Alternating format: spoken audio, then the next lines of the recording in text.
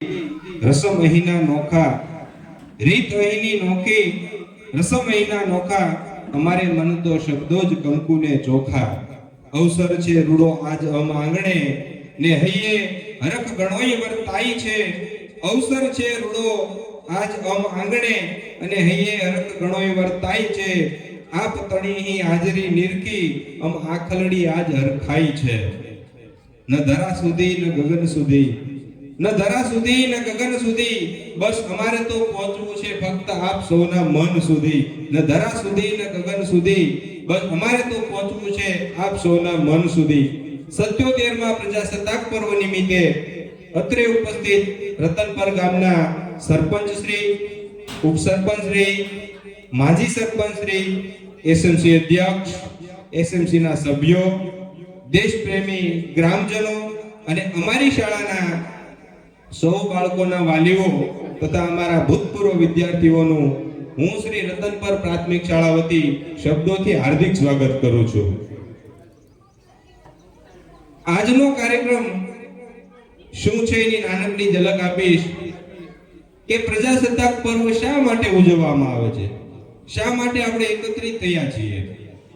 તો જ્યારે ભારત દેશને આઝાદી મળી અને ત્યારે એક ચોક્કસ આપણા દેશનું બંધારણ ઘડવાનું નક્કી કરવામાં આવ્યું અને ડોક્ટર બાબા સાહેબ આંબેડકરની આગેવાનીમાં એના અધ્યક્ષપણા હેઠળ 2 વર્ષ 11 મહિના અને 18 દિવસ સુધી સતત મહેનત કરી અને તેમની કમિટી દ્વારા એક આખું ભારતીય બંધારણ તૈયાર કર્યું. અને ભારતીય બંધારણનો અમલ 1950માં જ્યારે 26 જાન્યુઆરીના દિવસે થયો હતો, તેની ખુશીમાં આપણે આપણો ભારત દેશ એક રાષ્ટ્રીય પર્વ તરીકે આ 26મી જાન્યુઆરી એટલે કે પ્રજાસત્તાક પર્વની ઉજવણી કરે છે. અને સાથે આપણા દેશના વડાપ્રધાન આ કાર્યક્રમની સાથે અન્ય કાર્યક્રમને પણ સાંકળવામાં આવ્યા છે કે કોઈ ગામની અંદર કોઈ સારું શિક્ષણ મેળવવું હોય.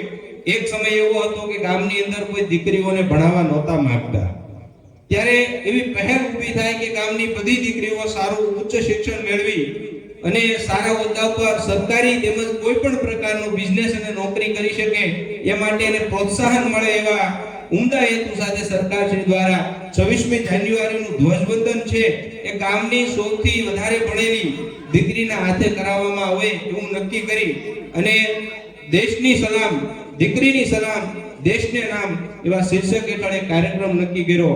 અને દીકરીનું સન્માન થાય, ગામમાં જે વધારે ભણેલી હોય એનું સન્માન થાય અને તેનું જોઈ અને બીજી દીકરીઓ પણ પ્રેરણા મેળવે તેવા ઉમદા હેતુ સાથે આ કાર્યક્રમની સાથે દીકરીની સલામ, દેશને નામ પણ સામેલ કર્યો છે. અને સાથે સાથે માત્ર ને માત્ર ધ્વજવંદન નહીં, આજના દિવસે શાળા હોય, કોલેજ હોય, ન્યાયાલય હોય, કોર્ટ હોય, તાલુકા પંચાયત હોય, જિલ્લા પંચાયત હોય, દરેક જગ્યાએ તમે રાષ્ટ્રધ્વજ ફરકતો જોશો. લાલ કિલ્લા ઉપર દિલ્હીની અંદર પણ ખૂબ મોટું આયોજન અત્યારે ભવ્ય થતું હોય અને સારામાં સારી ઉજવણી થતી હોય ત્યારે આપણી શાળા અને આપણું ગામ કેમ પાછળ રહે. ત્યારે અમારા શિક્ષકો અને અમારી શાળાના નાના નાના ભૂલકાઓએ આ કાર્યક્રમની સાથે સાથે ઘણા બધા એવા કરતબો તૈયાર કર્યા છે કે જે આર્મી આપણા દેશની રક્ષા કરે છે અને એની જે પરેડ હોય એવી એક પરેડનું અનુસંધાન આપી એવું પણ બતાવવામાં આવ્યું. અને સાથે સાંસ્કૃતિક કાર્યક્રમ અમારી દીકરીઓ અને છોકરાઓએ ખૂબ સરસ રીતે તૈયાર કર્યો છે જે આપ સૌએ નિહાળવાનો છે. અને કાર્યક્રમની સાથે આપણું વાલી સંમેલન, વાલી મીટિંગ પણ છે. અને એ બધી જ બાબતોને સાંકળી અને રતનપર પ્રાથમિક શાળા આજનું 77મું પ્રજાસત્તાક પર્વ ખૂબ ધામધૂમથી ઉજવી રહ્યું છે. ત્યારે ફરી વખત આપ સૌને હૃદયથી આવકારું છું, શબ્દોથી સ્વાગત કરું છું. અસ્તુ. આભાર.